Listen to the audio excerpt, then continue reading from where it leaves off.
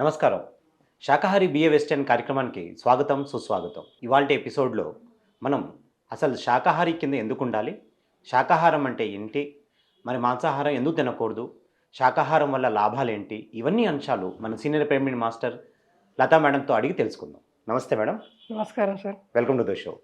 శాకాహారమే ఎందుకు తినాలి అంటే, మాంసాహారం తింటే మనిషికి 72 గంటలు అరగదు.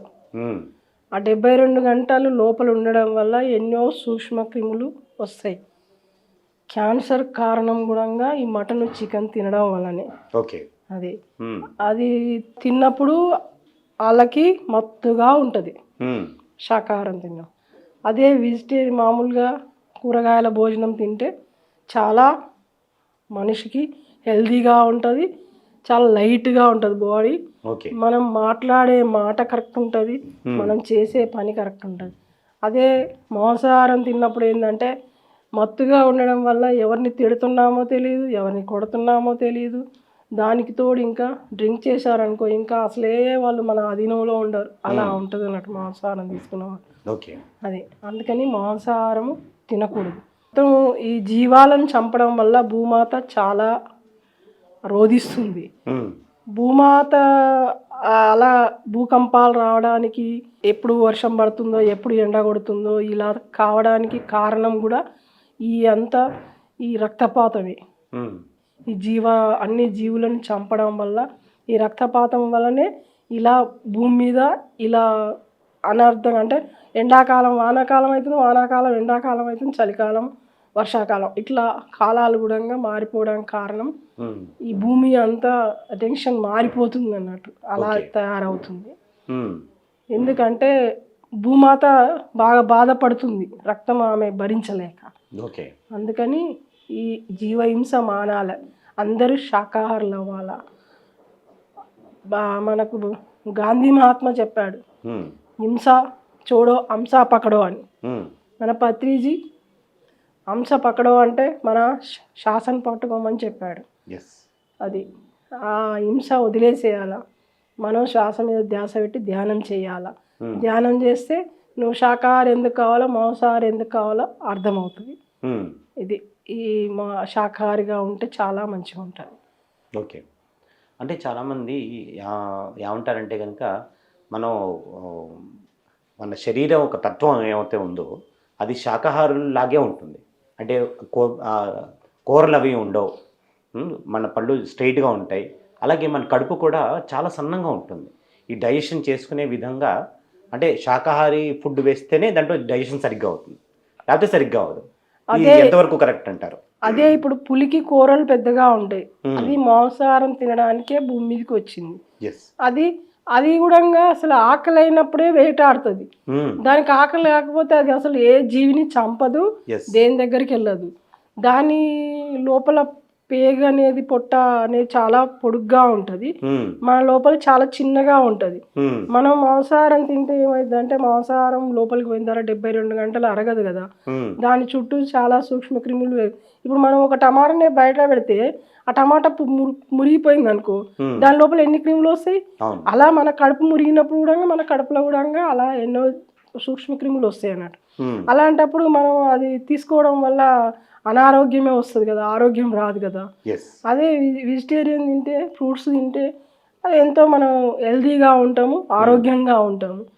అది శాకాహారమే అన్నిటికీ మంచిది. మానవ ఆహారం కూడా శాకాహారమే. మరి ఏ దేవుడికి కూడా అన్ని పలహారాలు తీసుకుపోయి పెడతారు కానీ మాంసాహారం ఏ దేవుడికి పెట్టరు కదా. మరి దేవుళ్ళకి పెట్టినప్పుడు, మనిషిలో దేవుడు ఉన్నప్పుడు మనుషులకు ఎందుకు ఈ శాకాహారం పెట్టకుండా మాంసాహారం పెడుతున్నారు? ఇప్పుడు మన శరీరము దైవత్వంతో కూడిందే. దైవం మనం అయినప్పుడు, దైవత్వంగా ఉన్నప్పుడు మన శరీరం ఏమి శ్మశానం, మన కడుపు ఏమి శ్మశానం కాదు కదా. ఆ జీవిని తీసుకుపోయి మన కడుపులో పెట్టుకోవడం, చనిపోయిన జీవిని తీసుకొని శ్మశానంలో పెడతాం మనం. అలాంటప్పుడు మన కడుపులో మాత్రం చనిపోయిన శవాన్ని తీసుకొచ్చి దానికి మసాలా పెట్టి అంతా మనం కూరగాయలలో వేసే మసాలా అంతా దాంట్లో బాగా వేసేసి వండే వరకు అది మంచిగా ఉందని తింటారు. కానీ అది చాలా తప్పు, అసలు తినకూడదు. అది నేనైతే నాకు తెలియకుండానే తినొద్దని నిర్ణయించుకొని నేనైతే 25 సంవత్సరాల నుంచి మానేసిన. నాకు ఎవ్వరూ చెప్పలేదు. ఓకే. అది. అంటే మీరు మాంసాహారం తిన్నప్పుడు మీకు ఎలా ఉండేది? అంటే మీ యొక్క శరీరంలో కానీ, మీ ఆలోచించే అంటే విధానం ఇప్పుడు కానీ మా దగ్గర ఎట్లా అంటే మేము పల్లెటూరులో ఉన్నాం కాబట్టి అప్పట్లో మాంసాహారము చాలా తక్కువగా తీసుకునేవాళ్ళు. హ్మ్. ఎప్పుడో పండక్కి కానీ ఒక 6 నెలలకు 3 నెలలకు ఎవరైనా చుట్టాలు వస్తే ఇంట్లో వండేవాళ్ళు. కానీ ఇట్లా ఇప్పుడు హైదరాబాద్లో అంటే ఎట్లా ఉందంటే ఆదివారం వస్తే మటన్ చికెన్ చేసుకోవాలా సెలవని.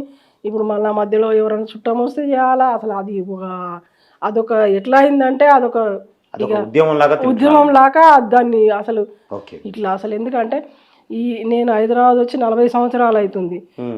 నేను నా ఊర్లో జీవితం ఎలా ఉందో చూశాను. ఇక్కడ సిటీలో జీవితం ఎలా ఉందో చూశాను. ఓకే. మరీ అసలు పర్టికులర్గా చెప్పాలంటే హ్మ్. ఈ 15-20 ఇయర్స్ నుంచి చాలా ఎక్కువైపోయింది. హ్మ్. అంటే అతివృష్టి అనావృష్టి అని అతిగా చేయడం ఎందుకంటే మారడం కోసమే అందరు ఇట్లా చేస్తున్నారేమో. ఇప్పుడు మనం మార్చడానికి వచ్చాం కదా పిరమిడ్ మాస్టర్లో. హ్మ్. అందరూ మారిపోతారు త్వరలోనే. యెస్. అందరికీ అర్థమవుతుంది అసలు. హ్మ్. మనం అర్థమైన శాకాహారాలు చాలా చేస్తున్నాం కదా. హ్మ్. ప్రతి ఆదివారం ఎక్కడో దగ్గర ప్రతిరోజు చేస్తూనే ఉన్నారు శాకాహారాలు చాలా చేస్తున్నాం కాబట్టి హ్మ్. ఈ శాకాహారం అందరూ మామూలుగా వెజిటేరియన్గా అయిపోతారు. త్వరలోనే మారుతుంది. ప్రకటనలు మీవి, ప్రచారాలు మావి. జీవితంలోని వెలుగులందరివి. పిఎంసి తెలుగు ఛానల్లో మీ యాడ్స్ కోసం సంప్రదించవలసిన ఫోన్ నంబర్స్. అంటే ఈ కోడిగుడ్డు చాలామంది ఏమంటారంటే కనుక అది శాకాహారమే కదా అనేసి అంటారు. అది ఎంతవరకు కరెక్ట్ అంటారు? అది కోడి లోపల నుంచి వచ్చింది. కోడిగుడ్డు శాకాహారం ఎలా అవుతుంది? అది పొట్టు చెట్టు నుంచి వచ్చింది కాదు కదా, కోడి నుంచి వచ్చింది. ఎస్. అసలు కోడి గుడ్డు అంటే ఇప్పుడు మనిషికి మానవ జన్మ ఎత్తేటప్పుడు ఆడ మామూలుగా జన్మ తీసుకునేటప్పుడు మన కడుపులో పిండం పడ్డప్పుడు అది పిండం ముద్దగా తయారయ్యేది ఎలానో ఆ కోడి గుడ్డు కూడా అలాంటిది. ఆ పిండాన్ని చంపితే మనకి ఎంత పాపం వస్తుంది. మన కడుపులో పిండాన్ని చంపితే మనకి ఎంత పాపం వస్తుందో ఆ పిండాన్ని చంపితే కూడా అంత పాపం కన్నా ఇంకెక్కువ వస్తుంది. కోడి గుడ్డు ఎవ్వరూ తీసుకోవద్దు. అసలు కోడి గుడ్డు వల్ల చాలా పాపాలే కానీ ఇంకా నష్టాలే కానీ మంచి జరగదు అసలు. ఎందుకంటే కోడిగుడ్డు పిల్ల బయటికి వచ్చేది. అది ఆ గుడ్డుని చంపడం వల్ల పిల్లని చంపినట్టేగా. ఒక జీవిని హత్య చేయడమే కదా అక్కడ. కోడిగుడ్డు ఆ చెట్టుకు వచ్చింది కాదు. కోడిగుడ్డు ఎవరు తినకూడదు అసలు. చాలామంది ఏంటంటే ఈ పౌల్ట్రీ ఫామ్లో ఈ ఈ ఆర్టిఫిషియల్ ఇన్సెమినేషన్ ద్వారా ఈ చిన్నగా ఉన్న ఈ కోడిని దానికి కొన్ని ఇంజెక్షన్ ఇచ్చి చాలా లావుగా తయారు చేస్తారు. సో దాన్నే మరి కోసి ఈ చిన్నపిల్లలకి వాళ్ళకి పెద్దవాళ్ళు తింటూ ఉంటారు. దీనివల్ల రకరకాల ప్రాబ్లమ్స్ వస్తాయి. లావు అవుతే అది ఎక్కువ లావు అయిపోతారు. తర్వాత మానసిక సంబంధించిన రుగ్మతలు అది వస్తున్నాయి. సో ఇవన్నీ ఇక్కడ జరుగుతున్నాయి. సో మరి ఇవన్నీ వస్తున్నప్పటికీ కూడా ఇంకా జనాల్లో ఇంకా చైతన్యం రాలేదు. ఎందుకు? వాళ్ళకి తెలియట్లేదు కదా సార్. వాళ్ళు చూడట్లేదు కదా.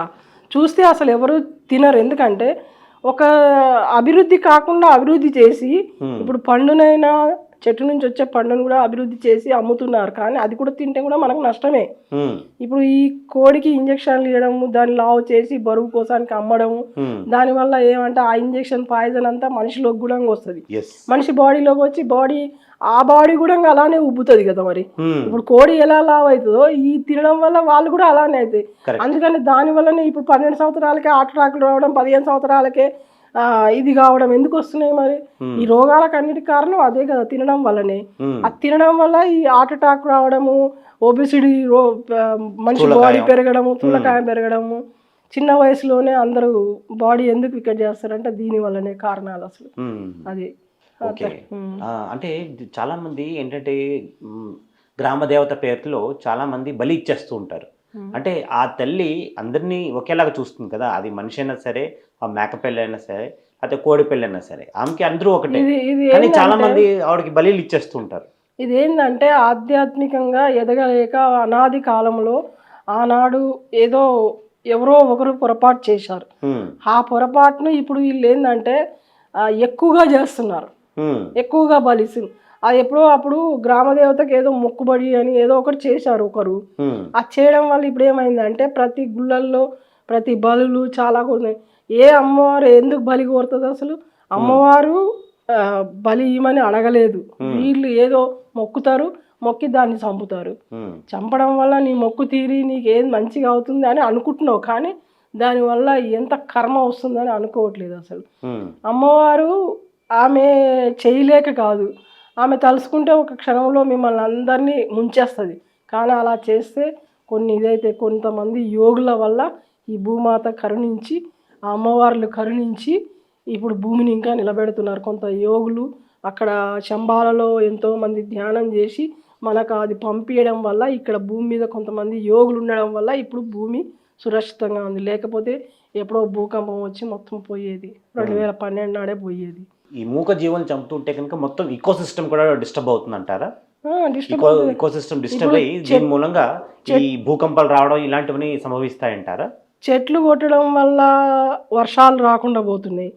ఈ జంతుజాలాన్ని చంపడం వల్ల జంతువులు ఏంటంటే ఈ పక్షులు కొన్ని క్రిములను కీటకాలను తినడం వల్ల కొన్ని వర్షం రావడానికి కానీ కొన్ని అభివృద్ధి చెందడానికి కొన్ని పక్షులు కొన్ని అన్ని జీవాలను పుట్టించింది ఆ దైవమే. ఏ దానికి ఏది కావాలో దానికి సరితూగేటట్టుగా పుట్టించాడు. దాన్ని అనుగుణంగా పోకుండా మీరు తెలిసి తెలియని దాంతో ఇట్లా చేయడం వల్ల ఈ అనర్థాలు జరుగుతున్నాయి.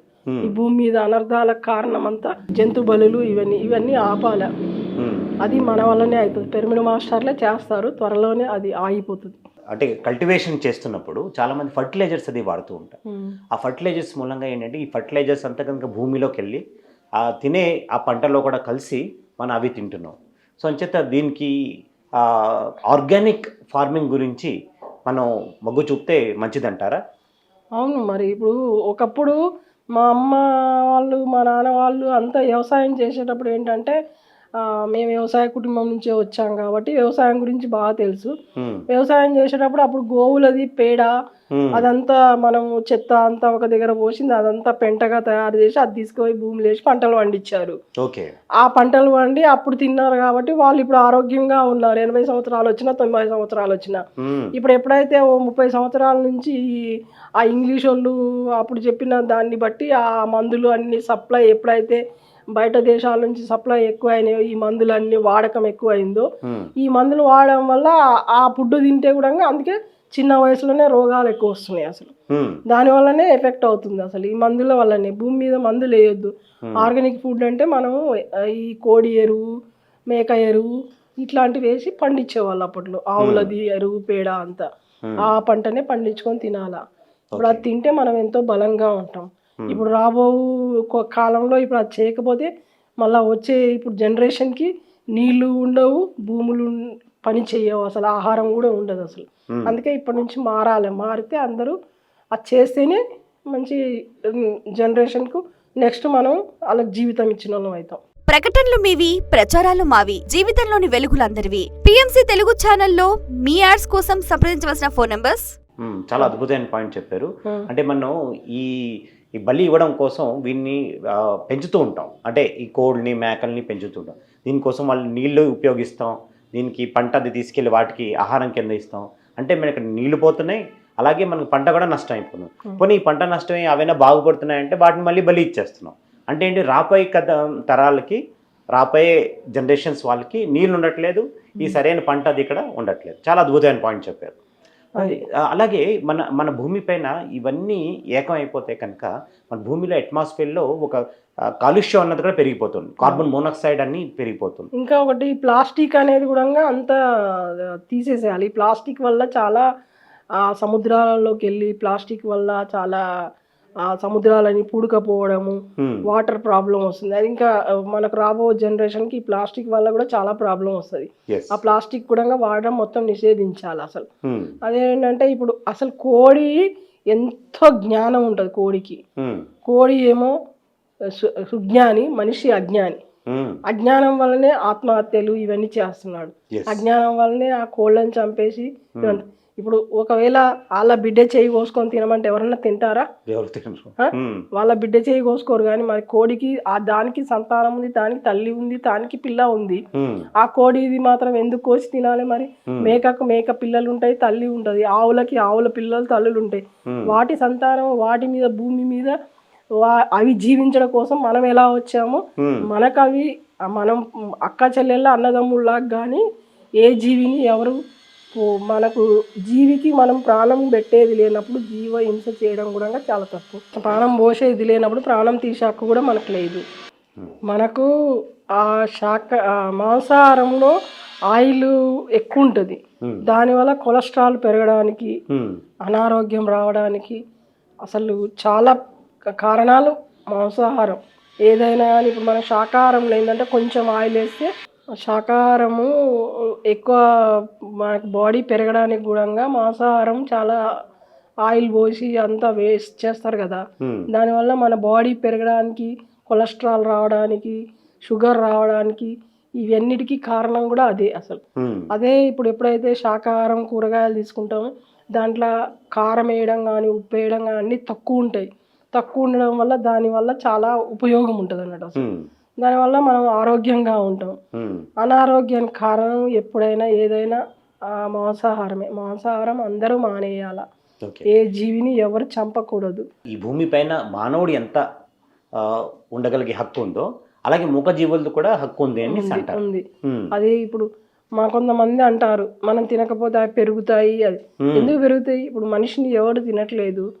మనిషి టైం వచ్చినప్పుడు మనిషి పోతుండు. ఏ జీవి అయినా అంతే.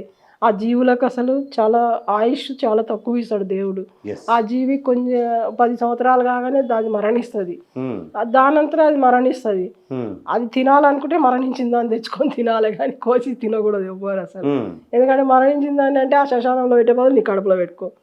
పత్రిసారి కూడా అదే చెప్తాడు, చచ్చిపోయిన జీవిని తెచ్చి పెట్టుకో కానీ చంపి తినే హక్కు నీకు లేదు అని చెప్తాడు. అది ఎందుకంటే ఏ జీవిని ఎవరు చంపకూడదు. ఈరోజు ఆ జీవి తలకాయ కోస్తున్నావు అంటే రేపు నీ తలకాయ ఎవరో ఒకరు తెస్తారు. ఎందుకంటే నువ్వు ఒక జన్మలో నువ్వు కూడా తలకాయ కొట్టేయబడతావు. అది జరుగుతుంది, అది తెలియట్లేదు ఎవరికి. ఎందుకంటే ఒక హింస చేసినప్పుడు హింసింపబడతాం మనం కూడా. మనకు ఆ పెయిన్ అనేది ఎలా ఉంటుందో అలా మనం కూడా అనుభవించాల్సిందే. దాని పెయిన్ మనం అనుభవించాల్సిందే. అసలు అది ఎట్లా ఎంత బాధపడుతుందో ఆ బాధ అంతా మనం అనుభవిస్తాము. ఎందుకంటే ఒక దోమలో ఉన్నది, ఒక ఈగలో ఉన్నది, ఒక చీమలో ఉన్నది, మనలో ఉన్నది, ఆ కోడిలో అందరిలో ఉన్నది ఆత్మ ఒకటే. ఆ సూక్ష్మంగా ఉంది. ఆ సూక్ష్మాన్ని ఇప్పుడు ఏ ప్రాణికైనా నొప్పి అనేది అదే ఇప్పుడు అంటారు కొంతమంది ఆకుకూరలకు అయితే ఉండదా మరి ఆకుకూరలు కట్ చేసి అంటే, ఆకుకూరలు కట్ చేసి ఏంటంటే ఈరోజు చెట్టుకి కొమ్మ మనం కొట్టాము, మళ్ళీ రేపు ఇంకోటి పక్క నుంచి ఇంకో పిల్లకి వస్తుంది. మరి అదే కోడి చెయ్యో కాలో తీసేస్తే వస్తుందా? మనిషి కాలు తీసేస్తే మన కాలు వస్తుందా? రాదు. చెట్టుకు వస్తుంది. చెట్టుకు నేను ఇక్కడ పక్కన ఒక ఆకు తెంపితే ఇంకో ఆకు తెల్లారే వరకు వచ్చేస్తుంది. అలా చెట్లకు ఉంది. చెట్టుకు నరం ఉండదు, దానికి బాధ ఉండదు. మనిషికి కోడికి నరాలు ఉంటాయి. అది కట్ చేయడం వల్ల నొప్పి తెలుస్తుంది, బాధ తెలుస్తుంది. ఎందుకంటే ఆ పాలకూరకు కానీ వాటికి నరాలు ఏముండవు. వాటిని మనం కట్ చేస్తే మళ్ళీ వస్తుంది అన్నట్టు సహజంగా. అది. సో శాకాహారం గురించి మీరు చాలా అద్భుతంగా చెప్పారు. సో ఈ శాకాహారం గురించి మా పిఎంసి ప్రేక్షకులకి మీ ఇచ్చే ఫైనల్ సందేశం ఏంటి? అందరూ శాకాహారులు కండి, అందరూ మాంసాహారం మానేయండి. దయవుంచి ఈ వీడియో చూసిన వాళ్ళు ఖచ్చితంగా మాంసాహారం మానే శాకాహారం మాత్రమే భుజించండి. ఇన్ని అనారోగ్యాలకు కారణం శాకాహారమే. ఏ జీవిని చంపొద్దు. ఈరోజు మనం జీవిని చంపుతున్నామంటే మనం ఏదో ఒక జన్మలో మనం కూడా చంపబడతాము. అందుకని దయవుంచి పిఎంసి చూసిన ఈ ఛానల్ చూసిన వాళ్ళందరికీ ప్రేక్షకులకు నా విజ్ఞప్తి, అందరికీ ఇదే తెలియజేస్తున్నాను. అందరూ శాకాహారులు కావాలా. Thank you. శాకాహారం అనే ఈ అంశం పైన శాకాహారి బిఏ వెజిటేరియన్ ఈ ఎపిసోడ్లో మీరు ఎంతో అద్భుతంగా శాకాహారం ఎందుకు తీసుకోవాలి, శాకాహారం తీసుకుంటే ఏమేమి లాభాలు ఉన్నాయి, అలాగే మాంసాహారం తీసుకుంటే ఏమేమి నష్టాలు ఉన్నాయి, మాంసాహారం ఎందుకు నిషేధించాలి అన్న అంశంపైన ఎంతో చక్కగా చెప్పారు. ఈ జ్ఞానం ఇచ్చినందుకు మీకు ఎంతో కృతజ్ఞతలు. థ్యాంక్ యూ వెరీ మచ్ అండి. సో ఇదండి ఇవాళ శాకాహారి బిఏ వెజిటేరియన్ కార్యక్రమం ఎపిసోడ్. ఇంకొక ఎపిసోడ్లో మళ్ళీ కలుసుకుందాం. అంతవరకు సెలవు.